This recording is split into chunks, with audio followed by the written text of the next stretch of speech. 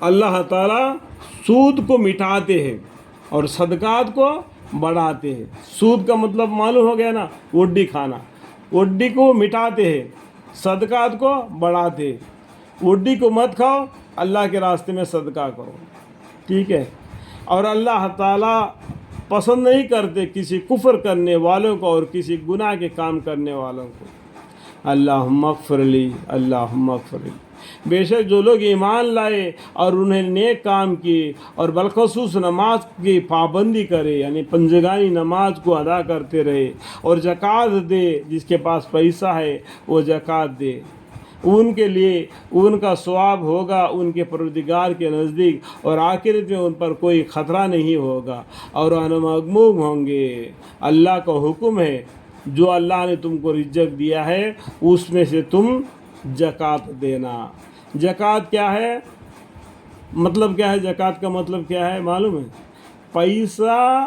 پیسے والوں کے پاس ہی دبے نہیں رہنا، اس میں سے غریبوں کا حصہ نکال کے غریبوں کو بانٹنا، تو پیسہ ایک جگہ پر نہیں رہے گا کہ لوگوں میں پھرتا رہے گا، ٹھیک ہے۔ تو کیا ہوتا ہے، اس میں غریب کے فائدہ ہو جاتا ہے۔ جس کو اللہ تعالیٰ نے کمی دیا ہے اس میں سے وہ زکوٰۃ نکال کے ان کو دینا۔ اس میں بھی مسئلے بہت ہیں، آپ نے بخاری شریف کو پڑھ لینا، ٹھیک ہے۔ جس کو قرض ہے تو وہ کہاں قرض کو پھٹائے گا، کیا زکوٰۃ دے گا؟ کچھ سوالیں ہیں تو اتنا اندر کو نہیں جانا، جتنا ہو سکے تو زکوٰۃ دینا، نہیں ہو سکے تو اللہ سے معافی مانگنا، اگر طاقت ہے تو ضرور زکوٰۃ دینا، ٹھیک ہے۔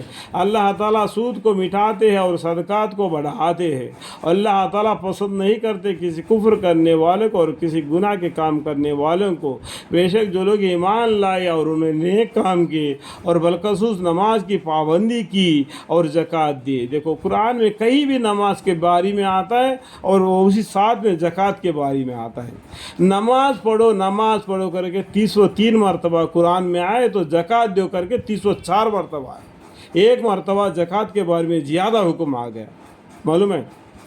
اور زکوٰۃ دی ان لوگوں کے لیے اور زکوٰۃ دے ان کے لیے ان کا ثواب ہوگا ان کے پروردگار کے نزدیک، اور آخرت میں ان پر کوئی خطرہ نہ ہی ہوگا اور نہ وہ مغموم ہوں گے۔